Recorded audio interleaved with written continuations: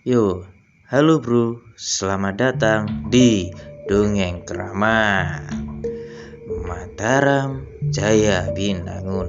Oke, ketemu lagi dengan gua Bang B. Tanpa basa-basi, kali ini lu semua akan gua ajak membahas tragedi tahun 1290 sampai 1292, yaitu gagalnya invasi Mongol ke kerajaan Majapahit bro.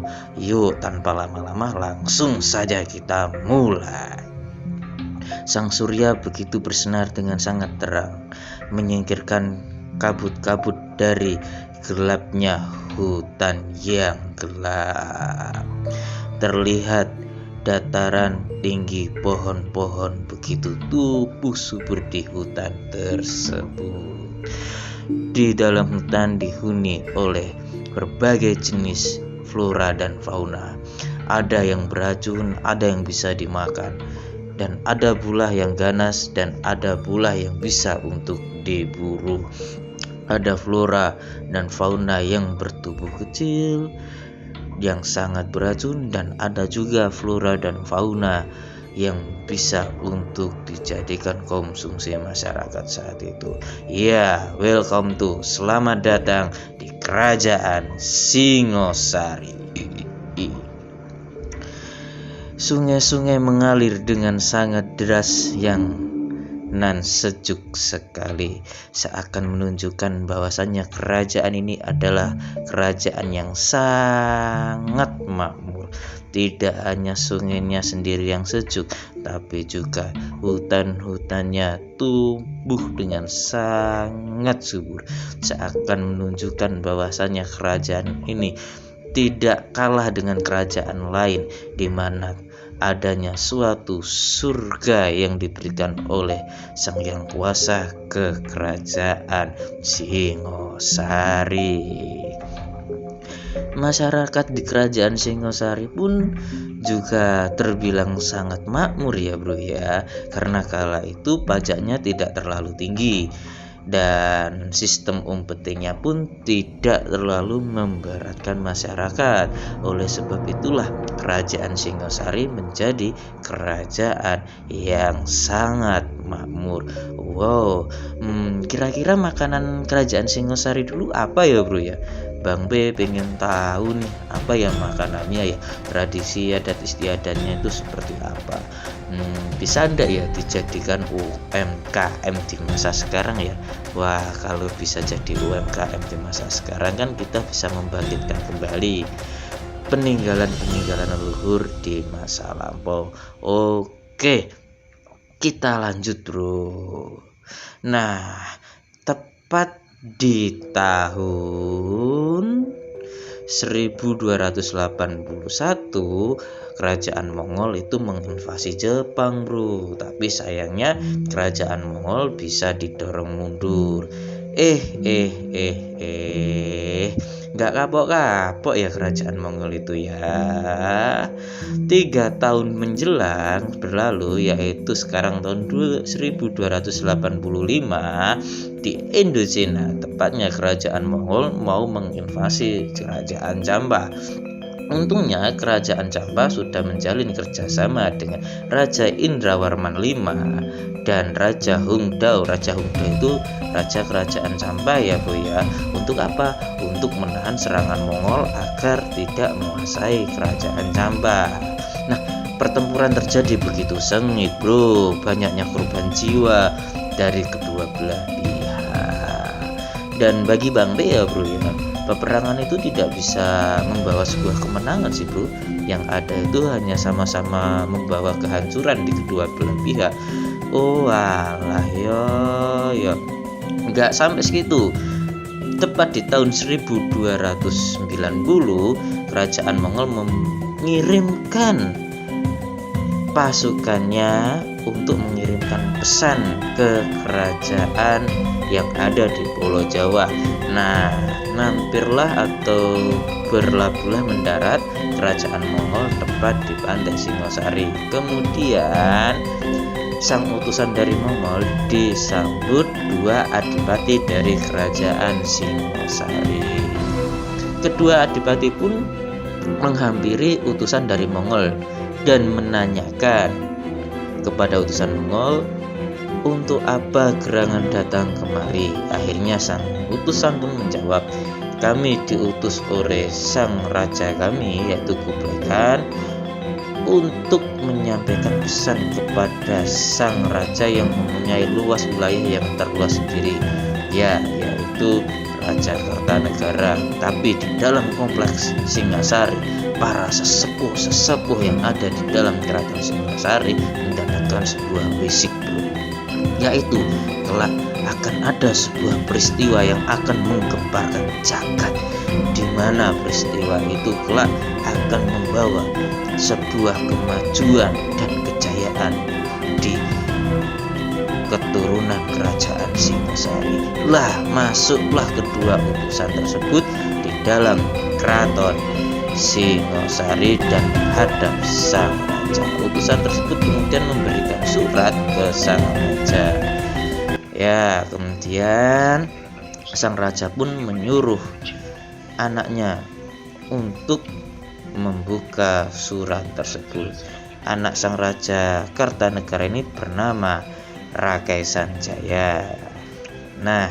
Kemudian sang Rakai Sanjaya mengambil surat dari utusan Mongol tersebut dan membacakan. Beginilah isi suratnya yang akan dibacakan oleh Rakai Sanjaya.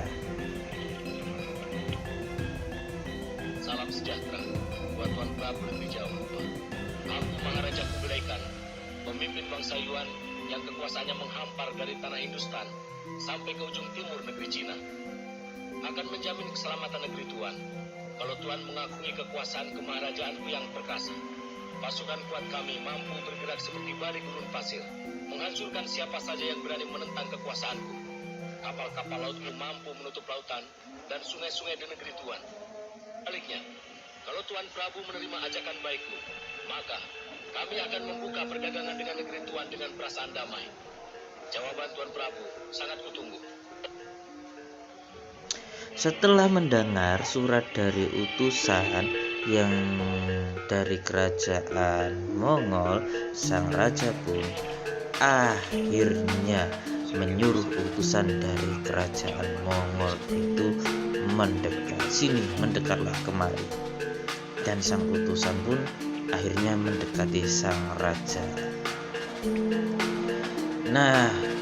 Bagaimanakah jawaban sang raja? Kita lanjut.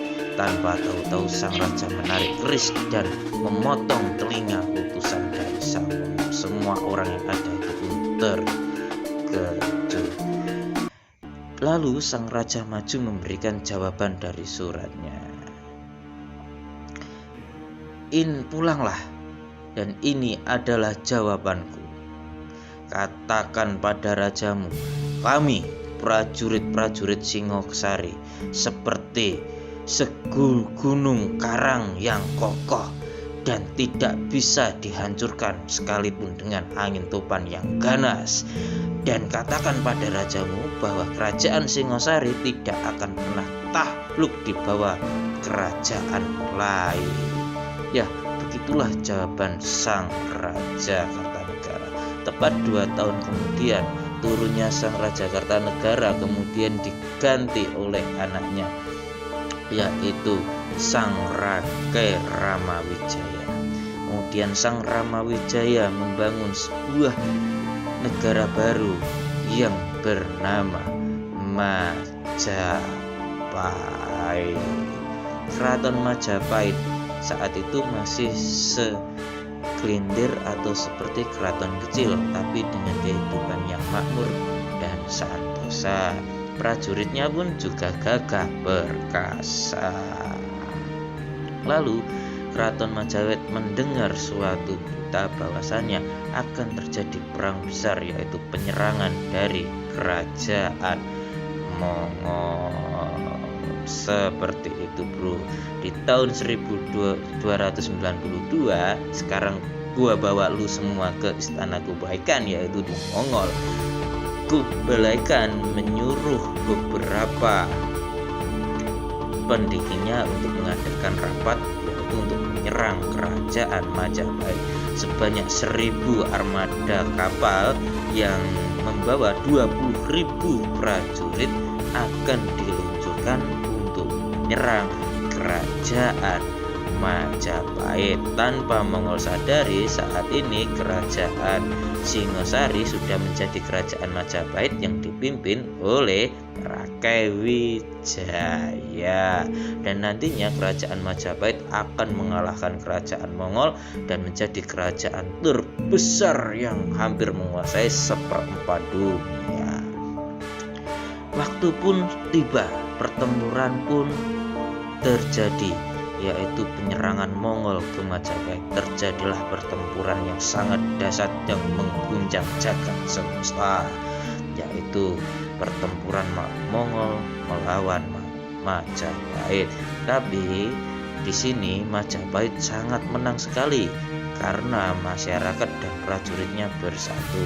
Oke, bro, untuk kalian yang telat mendengar penjelasan Bang B, ini ada sumber-sumber atau catatan sejarah yang Bang B tancapkan di video Bang B, silakan dibaca sendiri.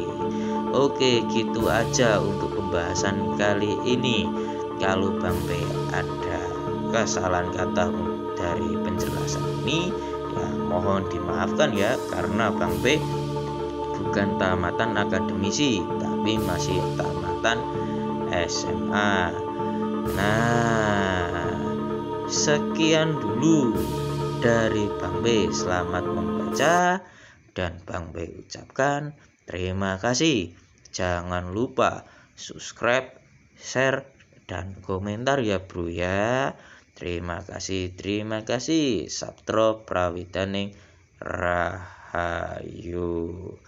Ya, sedikit informasi, Mongol berhasil dikalahkan dan mundur, dan akhirnya Majapahit menang dengan kejayaannya. Merdeka Sang Hyang Tunggal Mangrua. Matur sembah nuwun, terima kasih.